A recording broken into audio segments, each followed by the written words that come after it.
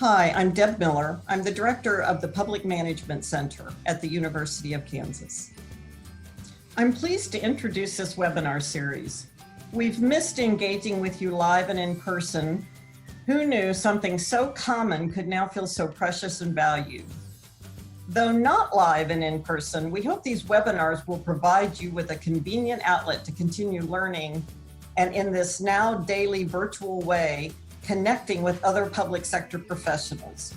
Because they are pre-recorded, you can view the webinars as your schedule allows, share them with others if you choose, and listen to key points more than once. Each of our speakers has offered to make themselves available to answer your questions. If you have questions, please leave them in the chat or in the comments below. We will either connect you with the presenter or respond to you with an answer. Here at the PMC, we believe that public service lies at the heart of democracy. During these strange, uncertain times, you are doing democracy in ways you never imagined and finding workarounds you never expected to need. We salute you and hope that in some small way, we can support and assist you in your work.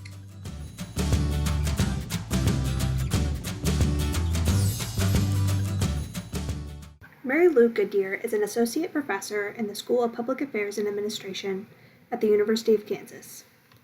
Dr. Goodyear's work focuses on organizational analysis, organizational change, managing information and technology, and public management. Dr. Goodyear is a fellow of the National Academy of Public Administration and has served as a consultant to many universities and federal agencies. During the 2011 to 2012 year, she served as chair of the KU Office of the Provost Change Facilitators Committee. Formerly, she held the position of Vice Provost for Information Services and Chief Information Officer at the university, in which she led all campus-wide information technology and library services. Hello, I'm Marilu Goodyear, and I'm here to talk to you today about organizational culture in remote times. So organizational culture is often maintained by the interactions that we have at work, that quick conversation when we're both getting coffee or when we're riding in an elevator. So obviously now in remote times, we don't have those opportunities to just have those quick conversations and to see each other and really know what's happening in the organization and checking in. So what we're going to explore today is a little bit about the implications of that and how we can begin to think about organizational culture when we're doing everything virtually. So in times of dramatic change, we learn a lot about organizational culture. And what becomes clear, I think, in remote times is that organizations under stress, individuals are under stress, and that brings out both the positive and the negative culture that we have in any organization. And so in remote times, we can expect that those differences in culture might be more pronounced than we would otherwise think that they would be. But the other aspect of crisis or times where something has changed suddenly in our organizations is also that we discover team member skill sets that we're not aware we have had before. Team members are stepping forward to do things they didn't do before. They're finding ways to contribute to the organization that they hadn't thought about doing in the past. And so that can have a very positive effect on our culture. So those are some of the things that are happening in our environment when we're remote. So I'd like to talk a little bit today about what leaders can do to support, maintain, and grow positive culture while we're being remote in our organization. And so we'll talk about 3 basic concepts today about how to do that. So organizational culture in general is a concept that's been highly researched over probably the last 30 years. And there's a lot of interesting research out there that talks about what comprises organizational culture, how we develop it, how we maintain it. But one of my most favorite books that has come out very recently is a book called The Culture Code by Daniel Coyle. And it's a very readable book. I would recommend it to anybody who would like to know more about organizational culture. If this webinar kind of piques your interest, I think it's a very good book, and I recommend you read it. But what I'm going to give on this slide really is a very short summary of organizational culture in general and a little bit about what's in this book. So the first concept is really building the feeling of safety within the organization. And that can be particularly challenging for us right now, given that we have so much ambiguity about what's in our future and what's going to be happening in our organization. And so the first key I really think is having candor about what our organizational status is. And that means being very direct and open about where we are, what we know, what we don't know. And we'll talk a little bit more about that in detail in a minute. I think the second thing is to listen for gaps in policy and procedure. So one of the things that I'm doing right now, and a lot of organizations have adopted this, is at the beginning of each meeting, just spend a little bit of time doing a little round robin, screen by screen, and finding out how people are doing today. What are their challenges today? And as I've done that with my organization, I've learned a few things that we need to change that might even be a pretty simple thing, but that can really help individuals participate in the organization in a more positive way. For instance, one of the things that was suggested to me a couple of weeks ago was, okay, so we normally have this meeting at 12 noon every day. And we did that when we were together physically for some very specific reasons about other meetings that were scheduled, the time it took to get across our campus, those kinds of things. But now we're all at home, and those of us who have children know those children are going to get hungry at 12 noon. So potentially this is not the best time for our meeting now. So could we adjust forward, backwards, so those of us who need to feed children in the middle of the day have some better options. So that's just an example of kind of listening for those gaps in policy and procedure. So the third thing is expressing appreciation for the role that each person is playing. And I think that's particularly important during these times because A, those roles may be different, but B, we don't have those serendipitous meetings of individuals to tell them that. When I was working in an organization physically, you know, I might meet somebody in the elevator and that would remind me, oh, you need to mention to Sally what a great contribution she made in the meeting yesterday. And the physical presence of Sally in the elevator with me would remind me that I wanted to mention that to her. Well, we're not going to get those reminders now. And so keeping track of those contributions and trying to take action fairly soon of expressing appreciation, I think can be a very important aspect of maintaining that positive culture.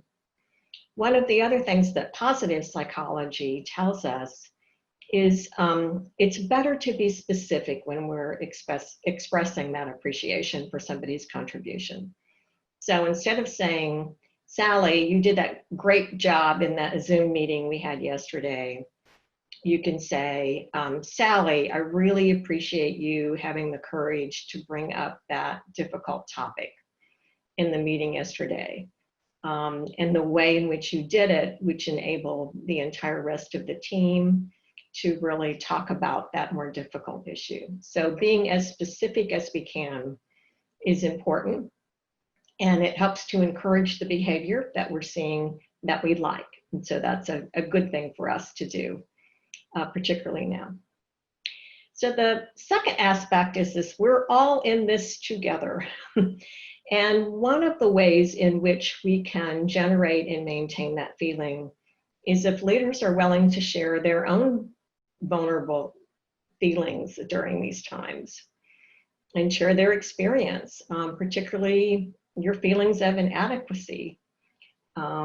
Sharing, oh, wow, I'm not sure I totally understand how to use this technology in our next meeting, but I'm going to give it the good college try. So helping everybody understand that we're kind of all in this together, and that that includes you as the leader, and you're willing to be open about that.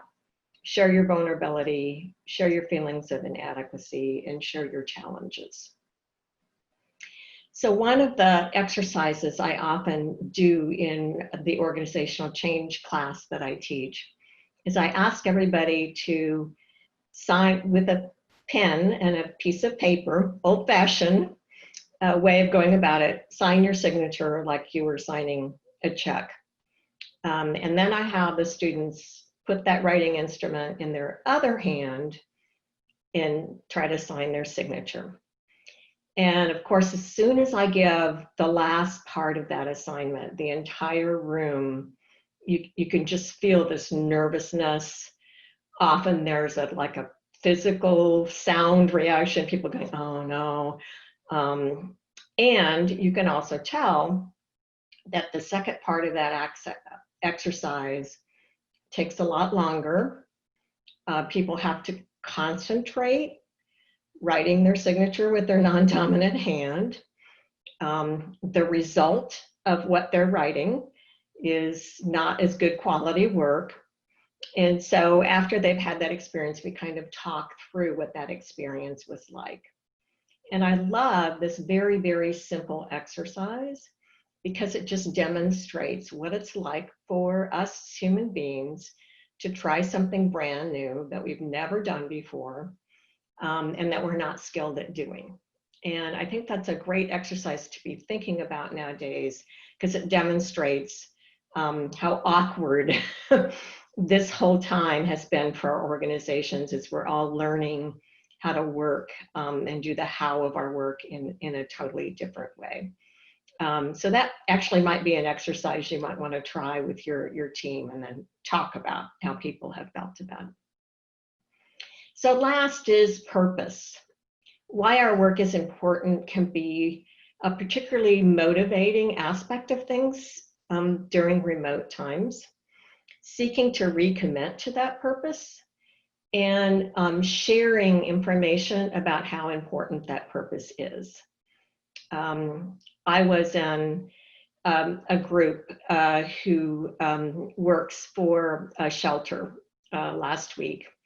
And they were sharing the statistics of the number of women who were needing rescue from their homes and the data about how the purpose of this organization was so critical at this time.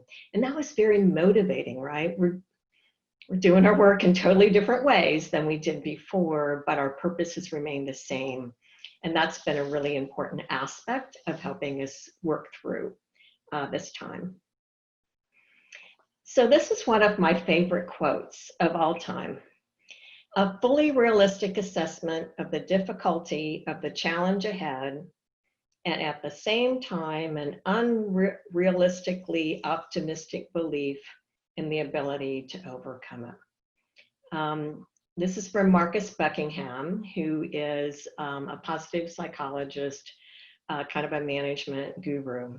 And I really like this quote because I think it gives in essence what's important about working through really any organizational change, but one that's as dramatic as this one is in relationship to our organizational culture. So let's talk about this for a minute. So being open about what is known and what is not known about the current situation in our organizations, I think is incredibly important nowadays. And being courageous about that being a fully realistic challenge. And so I think saying sentences like, we don't know whether we're going to have furloughs. We think we might have pay cuts. whatever it is that needs to be said, I think it's important for change leaders to say, and leaders dealing with this environment to say. Some leaders, I think, believe that they shouldn't be saying anything until they know the answer. The problem I see with that is that employees are wondering. And I think they feel like they're having an opportunity to participate in the journey if you're very realistic with them about, here's what we know now, here's the answers we're pursuing, here's the process by which we're pursuing those answers, and sharing that kind of communication as much as possible, I think, can be very, very helpful during this time. Encouraging difficult questions is another piece of giving that fully realistic assessment of the challenge. And I'm finding that through a variety of mechanisms is really important. There are a number of people who are perfectly willing to click that button, raise hand virtually, and to ask that question, during an online meeting we're having. But others are more shy, are not quite sure how they want to ask that question, and so they need a different kind of mechanism to send an email later or respond to a survey. I'm finding, as I teach at the University of Kansas, that some students really thrive in an online environment because they're more introverted, and it gives them more time online to interact with other students because they have more time to really think about how they want to phrase something or the question that they want to ask. So a variety of mechanisms, I think, for asking difficult questions is important. Listen and acknowledging feelings, I think, is an important aspect of organizational culture anyway, particularly important during this time. But one of the interesting things I think about that is that people want to give their opinions, give their thoughts, express their feelings about what's going on. But often we don't believe that we've been heard until the person we're expressing it to gives us a signal that has happened. And if we're talking in environments where we're discussing a critical decision and there are 30 or 40 people in a virtual environment trying to interact with that, giving that message back, I've heard you, can be particularly hard to do. And so one of the things I recommend is finding some way of visually recording the feedback that's happening. And so I've had meetings where we have screen shared a Word document and we just have one person typing into that Word document all the feedback that we're getting. And so people can visually see that their feedback is being recorded. And then at the end of the meeting, we talk about, okay, we now have this whole group of feedback that we've gotten. Our next step is going to be kind of categorize it, summarize it. We'll send that document back to everybody to kind of verify that we've heard correctly. And then here's how we're going to use that feedback in our next step in our process. So taking very deliberate, clear visual steps to acknowledge feedback, I think it can be really important in this environment and can reassure employees that they're being heard. So the last one, center communication around the concept of abundance instead of scarcity. Abundance is one of my really favorite words. I'm an optimistic person, so I really, my heart is happy when I hear that word abundance, but it's really hard right now, right? Because a lot of what we're being told in our organizations is we can't do this, we can't do this, we don't know whether we're going to be able to do this, we don't know what the time frame is. We're getting a lot of can't do's and scarcities kind of thrown at us all at once here. And so any way to find abundance, I think it will be helpful to the organization in general. For me, it starts with gratefulness. So one of the things I've tried to do over these past 3 months is start meetings with the very real fact that I'm very grateful that I have a job I can do at home and that I'm still getting paid. And I know that's not true for many other people. And so I'm grateful for that. So just the opportunity to express to each other the things that we're grateful for, I think can bring that feeling of abundance into the organization. And then also extending that concept to contribution. If I feel grateful, I still believe in the purpose of my organization. What contribution can I make? And that really gets to that second part of the Marcus Buckingham quote, which is that unrealistic, optimistic view that we can meet this challenge. And I think it's important from a leadership perspective, if we're conveying, hey, I'm not sure what else is going to happen next week, but I'm optimistic. We have a strong team. We have lots of different competencies.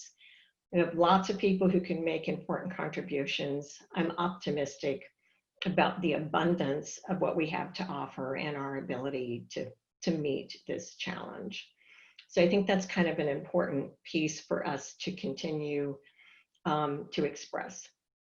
And I would have to say, in my own experience leading organizations and in the work I've done as a consultant, but also some of the reports I've gotten from my students about thinking about this concept of abundance is that it can be have a very profound effect on the organization. One of the student assignments that I have done in the past is I have asked students to think about being optimistic at work and thinking in terms of abundance.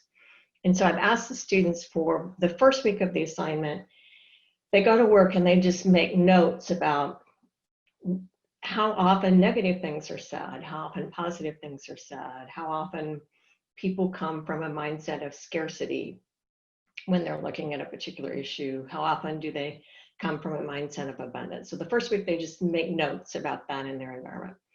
And then the second week their assignment is for they themselves to think with abundance and think positive the entire week and to respond to everything that happens in that organization with abundance and positivity during that entire week.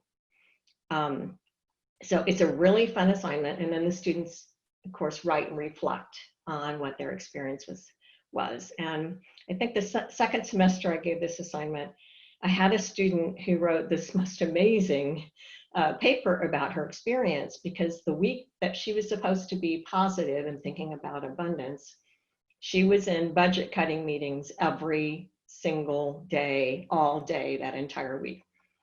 Now, many students I think would have emailed me and said, hey, can I shift weeks because I'm not sure how I'm going to do this, sitting in a budget cutting meeting and thinking about the concept of abundance. But she didn't. She decided to follow through on her assignment. And she sat in budget cut meetings and she was positive and she thought with abundance. And her paper was just amazing to me. I was so excited to read it because she said, you know, the way we decided to cut our budget, I think, was fundamentally changed by the way I participated in those meetings and how I tried to see the positive in what we had to do. So that says to me, this can be profound for us if we think about this in our organization.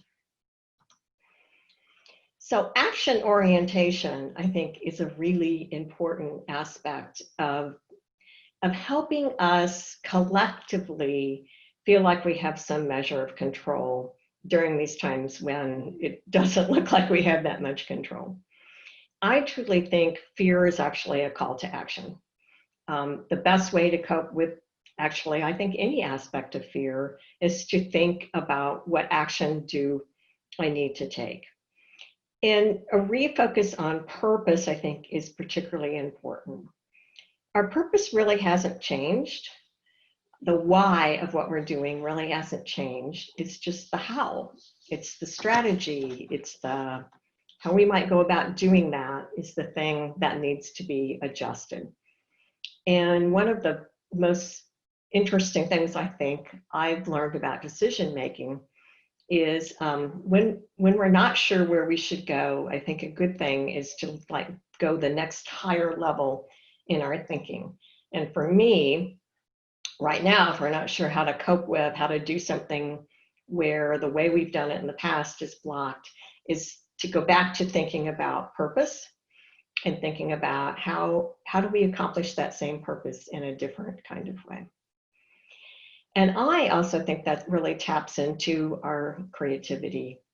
One of my most favorite questions is, what is this moment asking of us? And I think it's almost really hard to go wrong if, when in doubt, you ask that question. We all know our purpose. We are faced with this challenge. What is this moment asking of us? What is it that we need to do to respond to this moment? And then an extension of that really is, how do we take advantage of this opportunity? And it may not feel like an opportunity. It may feel a lot more like a challenge. But is there an action-oriented way to think about this as an opportunity? And then what assets do we bring to the table? What is our collective skill set in helping us solve this problem? And how do we figure out what the moment is asking of us right now, and how do we bring those assets into play? Margaret Wheatley is one of my most favorite organizational culture management authors. Former business school faculty member at Brigham Young University, and now a management consultant herself. And she talks a lot about the fact that individuals really have two core desires. One is to be seen as competent. The other is to make a contribution. And I really see that in younger children. When my granddaughters were little, I saw them wanting to be competent. You know, they wanted to tie their own shoe. But I also saw them really wanting to make a contribution. They would follow me around the house, and they would want to participate in whatever it was I was doing, and to run back to their parents and say, I helped Grammy Lou do XYZ, right? So you can, in young children, I think you can see that kind of fundamental nature for all of us, wanting to be seen as competent, wanting to make a contribution. And so I think one of our challenges today is to figure out, what is that competence for everyone?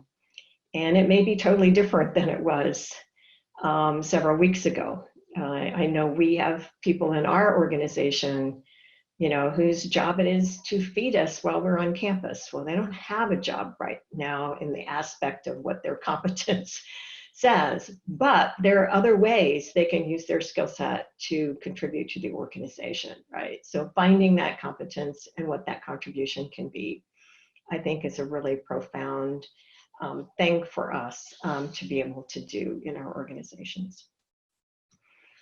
So to kind of sum up, I have on my computer monitor these words: candor, abundance, listening, purpose, action, and creativity.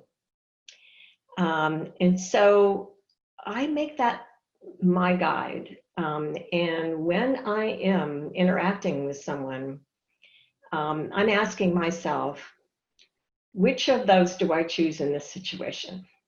What does this person represented through my computer screen, what does this person need from me right now?